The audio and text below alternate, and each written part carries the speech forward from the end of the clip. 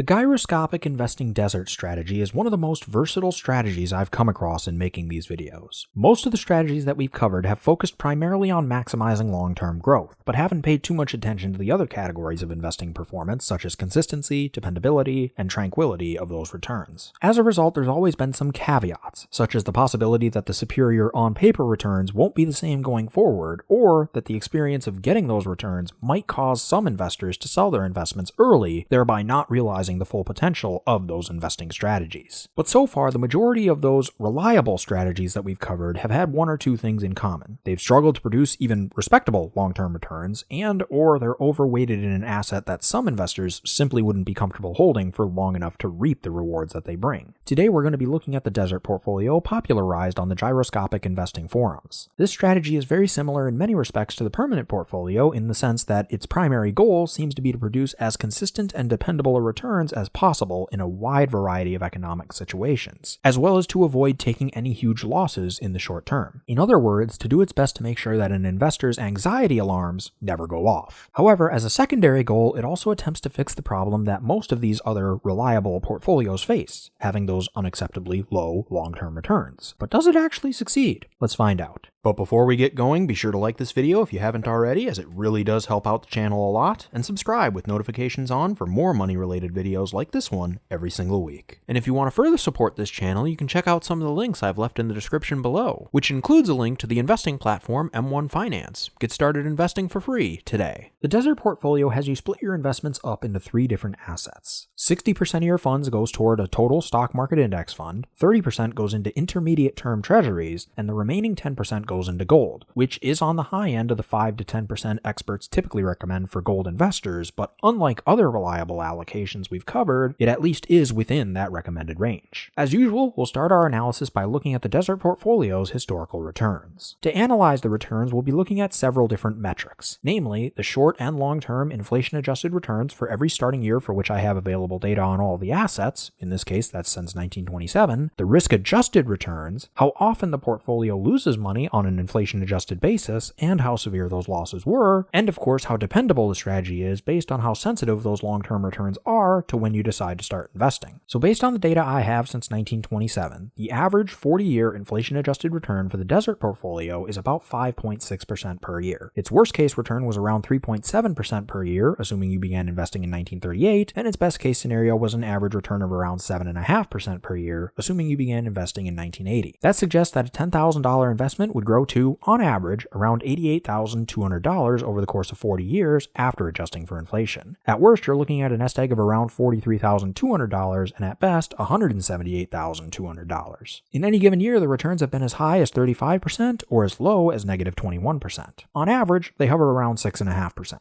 The Sharpe and Sortino ratios for this strategy were 0.47 and 0.92 respectively. That's the second best Sharpe ratio and the best Sortino ratio among the 5 strategies we've covered so far, with data going back to 1927. And it only missed out on that top spot for the Sharpe ratio by 0.005. The comeback portfolio had a Sharpe ratio of 0.474 during these years, compared to the 0.469 posted by the desert portfolio. This suggests that the desert portfolio has been amongst the strongest allocations on a risk-adjusted basis during these years. Next, let's look at some volatility metrics. The average standard deviation of returns for the desert approach was 11.6%, which means that in any given year, we can expect that most of our returns will fall somewhere in between negative 6% and 17.2% with this strategy. The strategy had an excess cortosis value of negative 3.28, suggesting that the majority of its returns were in fact within a few standard deviations of our average. Roughly 64% of the returns during these years fell within our expected range, although 16 of them did fall outside of the range for the worse, which is a bit above average for this type of approach. The strategy had a skewness of negative 0.26, suggesting that the majority of its returns would actually be above the long-term average, with a few returns coming in significantly below that average to drag it down. In terms of losses, there was a total of 26 years out of a possible 95 where the portfolio failed to keep pace with inflation in this sample. That's a loss frequency of around 27%.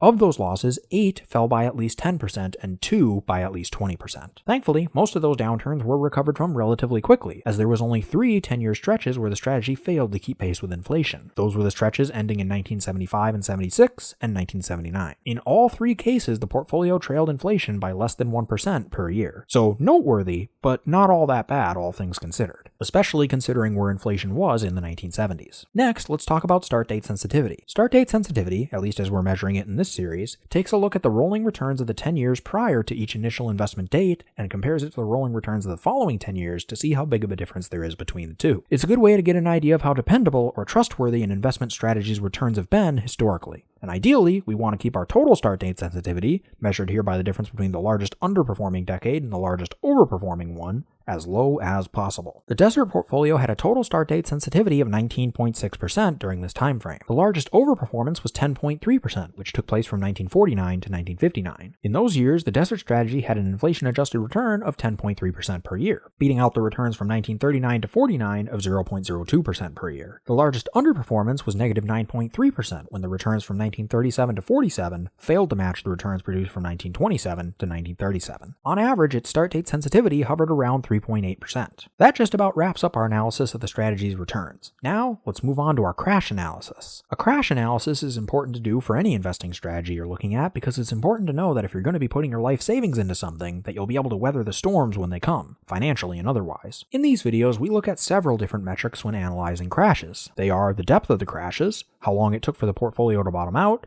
how much the strategy rose and fell relative to the rest of the market, how much of its time was spent in crash or correction territory, how strong and sustainable its rebounds were, how long it took for the strategy to set new all-time highs, and the Ulster Index, which seeks to give investors a better idea of what the investing experience will be like by considering both the depth and duration of downturns. For the Desert portfolio, the deepest inflation-adjusted crash took place during the Great Depression. From the highs set in 1929, the strategy fell by 29.8% in 1932. The strategy had fully recovered by 1934.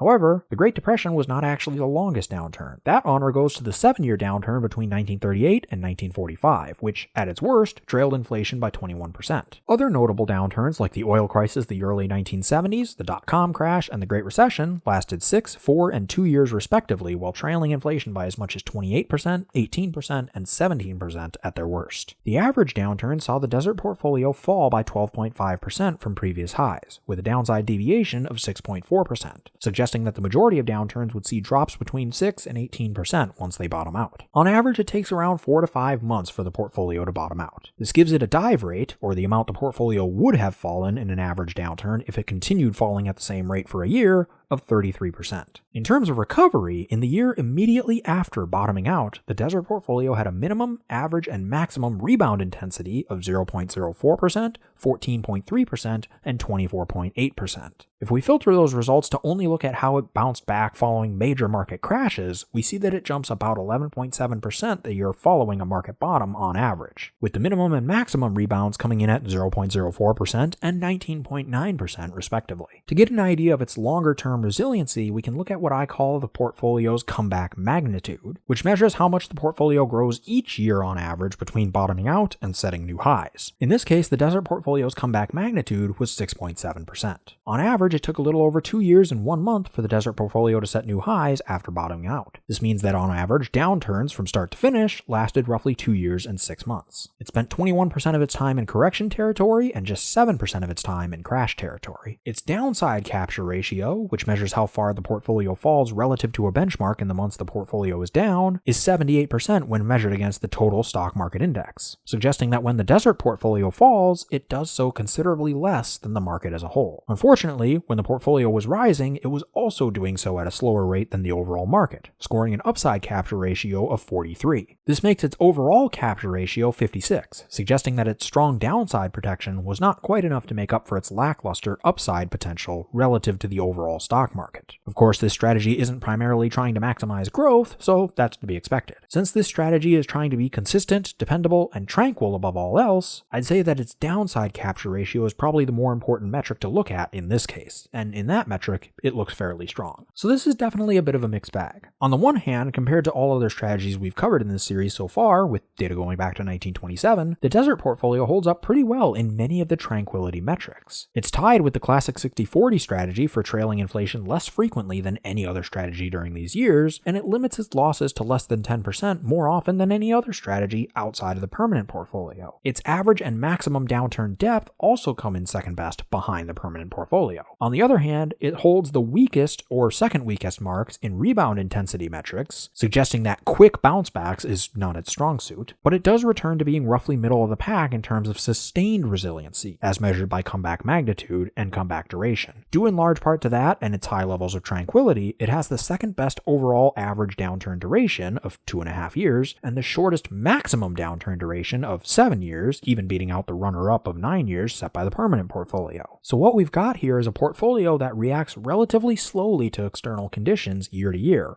allowing it to never fall behind inflation by crazy amounts during those short bursts of economic hardship, but at the same time, it's not likely to skyrocket when investing sentiment turns more positive. Over time, it can definitely build up some momentum and take advantage of that changing sentiment, and even surpass strategies like the classic 60-40 in overall resiliency because of it, but its returns are not going to be as explosive during those periods as some other more fast-acting resilience-focused strategies like the comeback portfolio due to that comparatively longer wind-up time. This is reflected in the Ulcer Index, which rose to as high as 1.5 during these years, which is the best we've actually seen so far, and on average it hovered around 0.6, which trails only the permanent portfolio during this time period. With that being said, let's move on to examining the strategy in regards to financial independence. Historically speaking, the Desert portfolio would have maintained minimum 30, 40, and 50-year safe withdrawal rates of 4.32%, 3.89%, and 3.62% during this time period. The worst year to retire using this strategy was 1938, as that's when all these minimums were set. And I should note that as usual, due to the varying nature of individual expense ratios and tax situations, neither has been considered in these withdrawal rates. The median rates were 6.18%, 5.31%, and 4.94% for the 30, 40, and 50-year scenarios respectively. And the maximum rates for the same durations was 9% set in 1983, 8.28% set in 1980, and 6.77% set in 1951. The strategy would have maintained a minimum perpetual withdrawal rate of 3.38%. And as usual for this series, I'm defining perpetual withdrawal rate as the highest withdrawal rate that you could have had while still maintaining your original inflation-adjusted principal all the way through to the end of the dataset. In terms of income during financial independence, the Desert portfolio generated an average of roughly $118,600 per year on a $1 million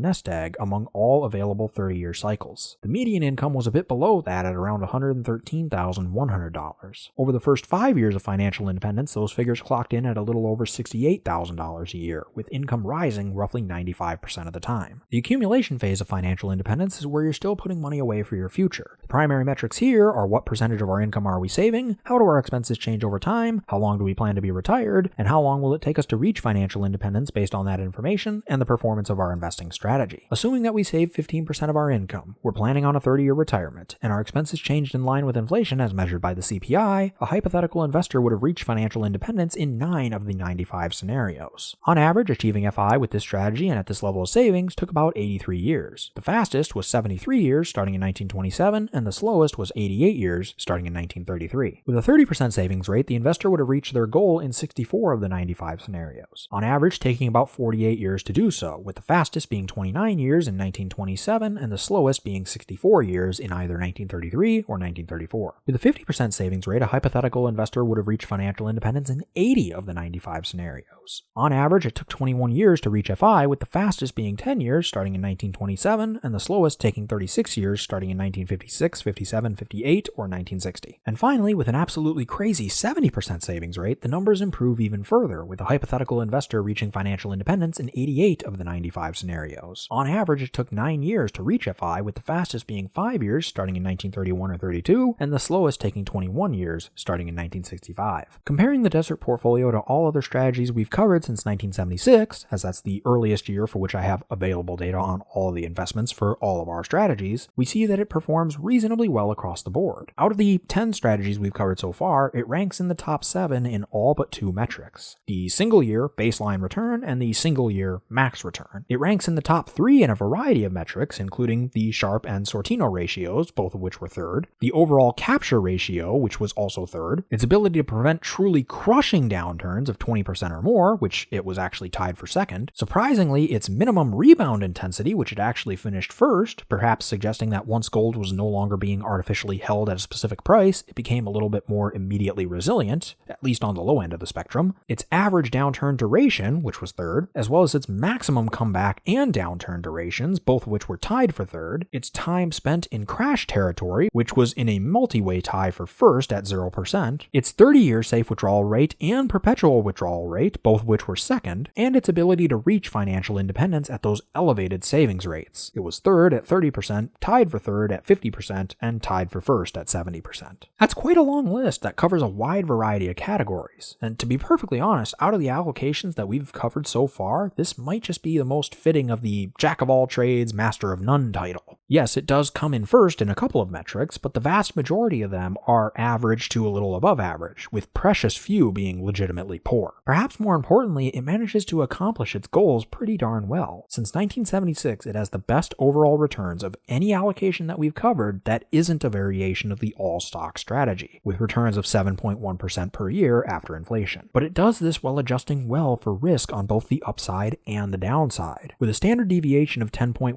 since 1976, it's one of the more consistent allocations we've covered. And it's no slouch when it comes to dependability either, coming in the middle of the pack in terms of average start date sensitivity. And of course, we've already discussed how it stacks up in terms of tranquility. I'll just leave it at this. If you're a strategy that's putting a large enough portion of your money towards equities to get those respectable growth numbers over this long of a period of time, and you're able to cap your losses during the Great Depression to around 30%, you're probably doing something right when it comes to balancing risk and reward. So is it objectively the best portfolio? No. I don't think any portfolio truly fits that description. But for those who are looking for a smoother ride to financial independence, but don't want to sacrifice all of their growth in order to do it, this might be an allocation that's worth looking into. It may not be the best at a ton of things, but it does hold up pretty darn well in a wide variety of metrics, making it one of the more versatile allocations out there. But what do you think?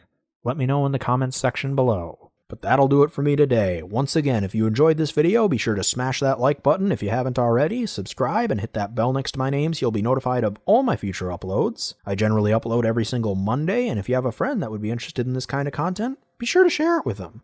Let's really get this information out there and start our own financial revolution.